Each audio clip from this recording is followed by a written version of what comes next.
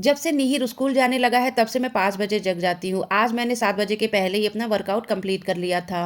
अब workout complete करने के बाद से मैं बिल्कुल भी रेस्ट नहीं करती। आज था सोमवार और मुझे जाना था शिव जी के मंदिर। 1 मिनट मैं चाह करके भी नहीं बैठ सकती हूँ क्योंकि मेरे लिए सारे काम इम्पोर्टेंट होते हैं और जब निहिर जग जाता है तो मैं लग जाती हूँ उसके पीछे उसको तैयार करने में। जल्दी से मैं तैयार होकर के पूजा घर की साफ सफाई की, पूजा की और उसके बाद से अपनी थाल सजा ली मंदिर जाने के लिए। मंदिर से वापस आने के बाद से मैंने थाल को पूजा घर में रखा और आ गई थी अब सीधे किचन में। मैंने कल रात में ही डिसाइड कर लिया था कि आज निहिर को लंच बॉक्स में पनीर का पराठा दूंगी। निहिर के लंच की तैयारी करने के बाद ही मैं उसको जगाती हूँ क्योंकि जैसे ही वो जग जाता है उसके पास मुझे रहना पड़ता है। आज निहिर के स्कूल का दूसरा दिन था और मैं भी जल्दी जल्दी सारे काम निपटा रही थी ताकि निहिर को लेट ना हो और हम सब उसको स्कूल टाइम से पहुंचा सके। मुझे सिर्फ निहिर के लिए ही पनीर का पराठा बनाना था और एक पराठा उसके लिए तो काफी होता है, इसलिए मैंने उतना ही स्टफिंग रेडी किया था। मेरे निहिर को पराठा बहुत पसंद है, इसलिए मैं टाइम टाइम से उसके लिए अलग अलग तरह के पराठे बनाती रहती हूँ। आज बहुत दिनों बाद मैं पनीर का पराठा बना रही थी, वो भी मेरे छोटे से प्यारे से निहिर के लिए।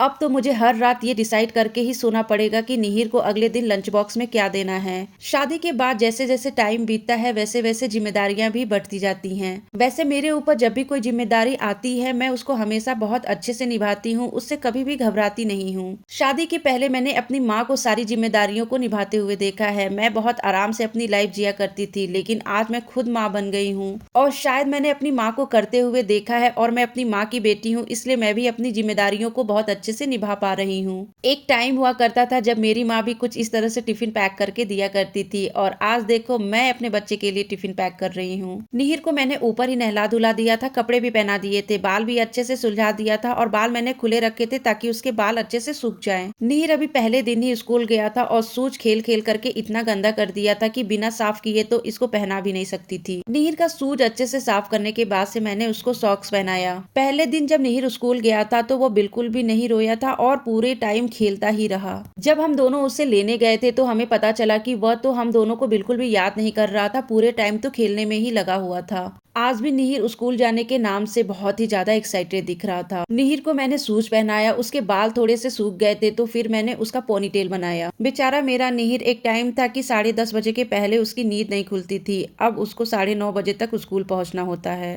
निहिर को मैंने टाइम से रेडी कर दिया था, उसका लंच बॉक्स भी बना दिया था। अब बारी थी निहिर को स्कूल ले जा करके छोड़ने की।